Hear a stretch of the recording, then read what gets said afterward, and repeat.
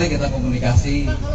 PDIP Pak gimana komunikasi? Kalau dengan tabel gimana Pak? Ya namanya konsekuensi pilkada harus mempersiapkan berhadapan dengan siapa saja.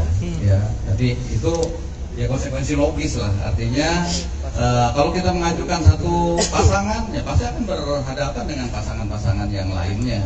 Itu harus kita juga berhitung dan semuanya kita analisis lah berbagai kondisi-kondisi yang akan kemungkinan terjadi karena ini belum fix. Pak, wacana PDIP untuk mengusung Anies ini di Pilkada Jakarta, Pak, PKS menanggapinya gimana, Pak? Ya sekali lagi ini masih sangat dinamis, yaitu semua berwacana-wacana yang berkembang, sehingga kita berharap tentu dari calonnya sendiri, mau nggak calonnya dari Pak Anies ini, ya kalau kita sudah sejak awal berharap bahwa Pak Anies kalau mau itu juga justru dengan kader dari PKS gitu kan. Ya harapannya kami begitu. Siapa Pak? Namanya? Ya siapanya nanti tergantung tadi. Chemistry-nya dengan siapa Pak Anies ditawarkan aja. Sehingga Yang sudah daftar di DPP Pak? Yang udah daftar di DPP buat nah, maju? kita nggak membuka pendaftaran loh. Cuma buat wakil, nanti, buat wakil Pak Anies sudah ada nama.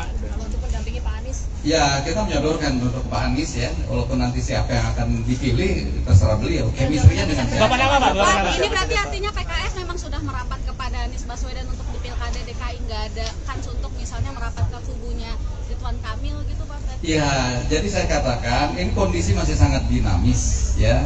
Tapi kita tadi salah satu yang pertama kali menghubungi kami tentu pada saat keputusan MK Pak Anies sudah datang ke sini. Jadi kita menghormati, menghargai juga. Nah, walaupun komunikasi dengan partai-partai yang lain tetap terbuka gitu ya, sehingga ada tawaran-tawaran yang lain juga kita kaji gitu ya.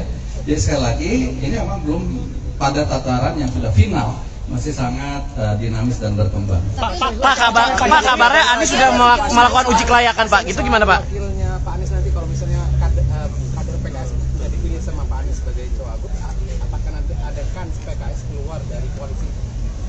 Nanti kita bicarakan bersama-sama. PKS nggak mutungan ya, tapi kita memutuskan sesuatu dengan rasional dan